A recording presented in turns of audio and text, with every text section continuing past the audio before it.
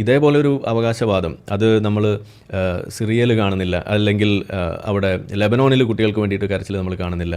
അതുമല്ല എന്നുണ്ടെങ്കിൽ അഫ്ഗാനിലെ കുട്ടികൾക്ക് വേണ്ടി നമ്മൾ കാണുന്നില്ല, സുഡാനിലെ കുട്ടികൾക്ക് വേണ്ടി നമ്മൾ കണ്ടില്ല, അതല്ലെങ്കിൽ നൈജീരിയയിലെ കുട്ടികൾക്ക് വേണ്ടിയിട്ട് നമ്മൾ കാണുന്നില്ല. അപ്പോൾ ഇവിടെയൊന്നും മനുഷ്യന്മാർ മരിക്കുന്നില്ല, ഇവിടെയൊന്നും കുട്ടികൾ മരിക്കുന്നില്ല. മരിക്കുന്നവരൊക്കെ വേറെ ഏതോ ജാതി മൃഗങ്ങളാണെന്നാണ് നമുക്ക് മനസ്സിലാവുന്നത്. പക്ഷേ ആകെ കൂടി മനുഷ്യന്മാർ മരിക്കുന്നത്, അതിപ്പോൾ അഫ്ഗാനിസ്ഥാനിൽ പോലും മരിക്കുന്നതായിട്ട് കാണുന്നില്ല. എല്ലായിടത്തും മരിക്കുന്നത് വേറെ ഏതോ ജന്തുക്കളാണ്. പക്ഷേ ആകെ കൂടി ഇതൊക്കെ മരിക്കുന്നത്, അതും ഡോക്ടറും എഞ്ചിനീയറും ആവേണ്ട കുട്ടികൾ പോലും മരിച്ചു വീണത് എവിടെയാണെന്നാണ് നാട്ടുകാർ പറയുന്നത്. ലാലിയൊക്കെ എവിടെയാണെന്നാണ് പറഞ്ഞത്, അത് ഗാസയിൽ മാത്രമേ ഉള്ളൂ എന്നാണ് പറയുന്നത്. ഇതാണ് നമ്മുടെ ഒരു അവസ്ഥ എന്ന് പറയുന്നത്. അപ്പോൾ ഈ വിക്ടിം കാർഡ് ഇറക്കിക്കൊണ്ട് ഈ മാതിരി കാര്യങ്ങളെ ഉപയോഗപ്പെടുത്തുക എന്ന് പറയുന്നതാണ് ഇതിലെല്ലാം നടക്കുന്ന ഒരു കാര്യം. ഈ ഒരു സംഗതി പോലും അഫ്ഗാനിസ്ഥാനിലെ കുട്ടികൾക്കോ അഫ്ഗാനിസ്ഥാനിൽ ഇതുപോലെ മരിച്ചു വീഴുന്ന ആളുകൾക്കോ വേണ്ടി ഉയർത്തപ്പെടുന്നില്ല എന്നുള്ളതാണ് ഇതിലെ മറ്റൊരു കാര്യം. അപ്പോൾ എന്തുകൊണ്ടായിരിക്കും അതിന് കാരണം?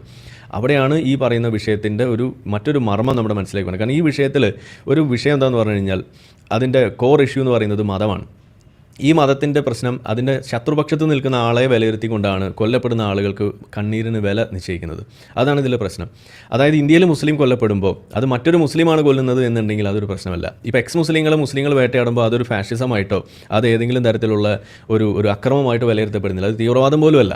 അതെന്തോ ചെറിയ എന്തോ ഒരു പ്രശ്നം ഇങ്ങനെ പറഞ്ഞങ്ങ് പോകും. അതേസമയം ഏതെങ്കിലും ഒരു ഹിന്ദു ഒരു കല്ലെടുത്ത് എറിഞ്ഞു, ആ കല്ല് മാങ്ങയ്ക്കെറിയുന്നതിന് പകരം അത് കൊണ്ടത് വേറൊരു മുസ്ലിമിൻ്റെ തലയിലാണ്. അങ്ങനെ മുസ്ലിമിന് എന്തെങ്കിലും പരിക്ക് പറ്റിയാൽ ഉടനെ വരും ഹിന്ദുത്വ ഭീകര വേട്ട എന്ന് പറഞ്ഞിട്ട് വരും, മുസ്ലിങ്ങളെ വേട്ടയാടുന്നു എന്ന് പറഞ്ഞിട്ട് വരും. ഇതല്ലേ സംഭവിക്കുക. അടുത്തുപോലും നമ്മൾ കണ്ടു ഹോളി ആഘോഷത്തിൻ്റെ ഇടയിൽ നടക്കുന്ന മറ്റു പല വിഷയങ്ങളോട് നമ്മൾ എതിർപ്പുള്ള ആളാണ്. പക്ഷേ അതിനകത്ത് നടന്നൊരു ദാരുണമായ സംഭവമാണ് ഈ പറയുന്നത്. അതായത് ഹോളി ആഘോഷത്തിൻ്റെ ഇടയിൽ ഒരു ചെറിയ കുട്ടി എറിഞ്ഞ ഒരു കളർ ബലൂൺ അത് വീണതിൻ്റെ പേരിൽ നടന്ന കശപിശയിൽ ഒരു ഹിന്ദു യുവാവിനെ തല്ലിക്കൊന്നിരിക്കുകയാണ് മുസ്ലിങ്ങളെല്ലാവരും കൂടിയിട്ട്. ഇവിടെ എവിടെയും അങ്ങനെ ഒരു വലിയ ചർച്ച നടന്നതായിട്ട് നമ്മൾ കാണുന്നില്ല.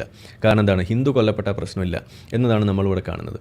ഹിന്ദുവിനെ മുസ്ലിങ്ങൾ കൊന്നാൽ അത് ഒരു തിരിച്ചടിയാണ്. അതിന് കോണ്ടെക്സ്റ്റ് ഉണ്ട്. അതൊരു അടിച്ചമർത്തപ്പെട്ടവൻ്റെ ആ ഒരു പുറത്തുചാടൽ ആയിട്ടാണ് അതിനെ കാണുന്നത്. ഇതാണ് അതിനകത്ത് വിലയിരുത്തലായിട്ട് വരുന്നത്.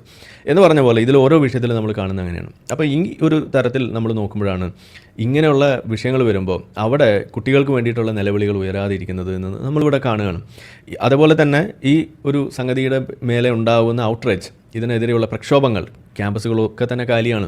ഇന്ത്യയിൽ ഒരു ക്യാമ്പസിലും പ്രശ്നമൊന്നും ഇപ്പോഴും നമ്മൾ റിപ്പോർട്ട് ചെയ്തിട്ടില്ല. കാരണം എന്താണ്? കൊല്ലപ്പെട്ടത് മുസ്ലിമും കൊന്നത് മുസ്ലിം തന്നെയായി എന്നതിൻ്റെ പേരിലാണ്.